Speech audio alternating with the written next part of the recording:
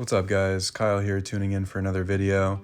We saw an incredible amount of life today. I was with my dive buddy Jamie at La Jolla Shores Canyon and it was just a really good dive. It started out not so great actually because the visibility was a bit murky from 20 to 30 feet, but once we dropped below that layer the visibility picked up really nicely. It turned into a bit of a night dive because that 30-foot murky layer blocked a bunch of the natural light from coming down. But from what you can see here, we saw a scorpionfish and she had a bunch of eggs laid. She had green eggs, teal eggs, white eggs, red eggs, all different colors. If you guys want, you can drop it in the comments why the scorpionfish has a bunch of different colored eggs like that. I'm really not sure. Maybe she's even protecting eggs for other fish.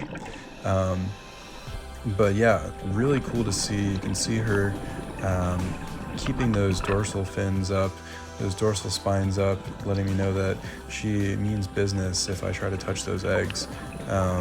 I saw this fish yesterday and I was surprised that she was still here, although not too surprised because those eggs haven't hatched yet.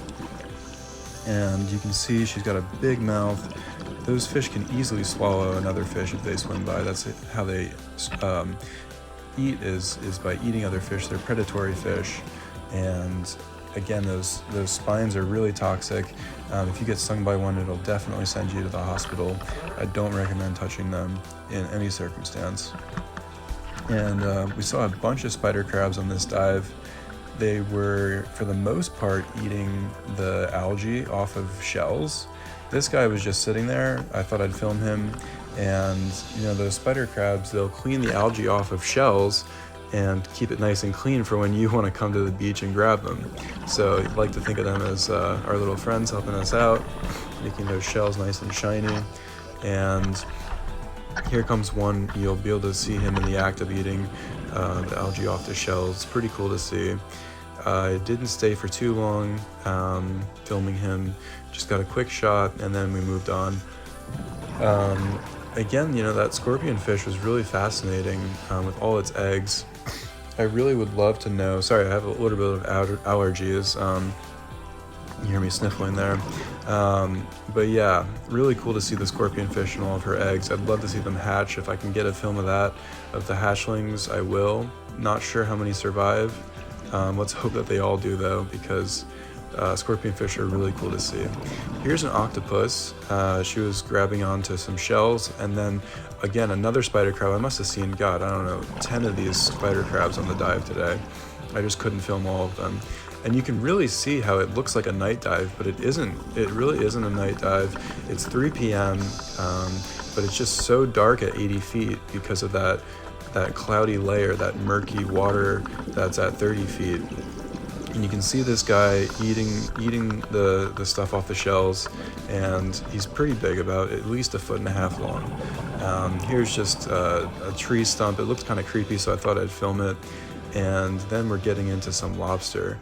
There's a ton of lobster at La Jolla Shores Canyon, way too many for me to count. And this is just the first batch. There's going to be a lot more to come in this video. There's Jamie, you can see him filming, and he's actually got a pony bottle because we were planning on making this a long dive, but I ran out of NDL time, which means no decompression limit time for those of you novice divers out there. And what that means is that I can't stay down past that limit, otherwise I would have to do a mandatory decompression stop, which I'm not trained for. So we didn't get to use the pony bottles, but we did get to stay down for about an hour, which is pretty long considering we dove all the way down to 87 feet on this dive. Now you can see there's more lobster here. They're sticking out their antenna. Lobster are really curious creatures. They'll see you, and if they're not afraid, they'll actually come up to you and they'll rub their antenna against your hand if you stick it out. And I think that they have really strong sensory perception in those antennae, and that's actually how they sense a lot of their environment, is through the antenna. I don't think their eyes are really that sensitive, because I've gone lobster diving and absolutely blinded a lobster with my lights. My lights, my dive buddies know me as the flashlight nerd because my flashlight is 15,000 lumens, which is just insanely bright.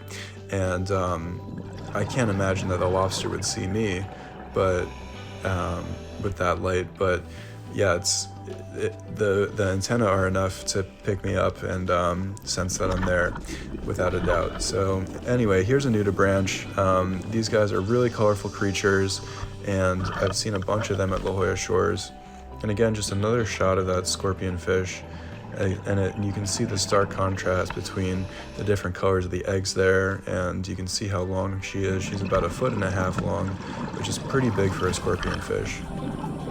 And here is like a sea anemone, I think. And we have a snail, which is pretty large for a snail, about the size of a baseball there. And sea bass, and then more lobster coming up here. You notice each lobster has its cave. A fun fact about lobster, now this might gross some of you out, but I learned this back in college. The male lobster will find a cave, and to attract a female, he'll actually use his urine to waft out and attract a female lobster.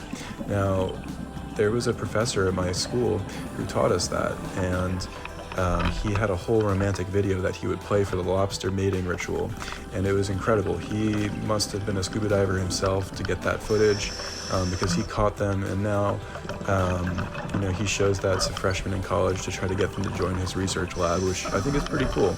And thanks to him for showing me that. His name was Professor Atema. He's at Boston University. If any of you guys are interested in studying lobster, just a fun fact, I thought I'd throw it out there. This guy, his antennae were just so long, I had to get a shot of him.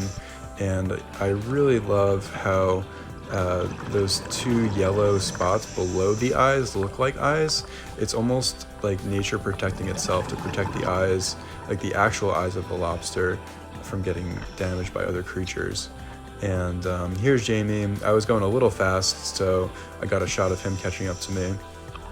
I'm actually a pretty fast diver compared to most people, probably because I'm 6'5", and I just have a pretty big body that I can propel myself through the water. But anyway, too much about me. Back to this scorpionfish here. There's another guy just sleeping, and then this was some mysterious cloud pluming out. I'm not really sure what that is.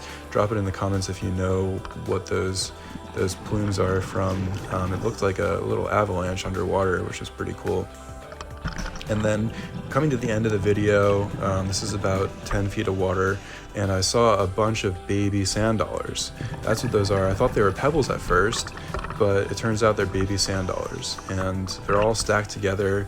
I don't know how they coordinate things. They don't have any eyes or anything. And I'm just gonna shut up and let you guys enjoy the drone view. Thank you again for tuning in.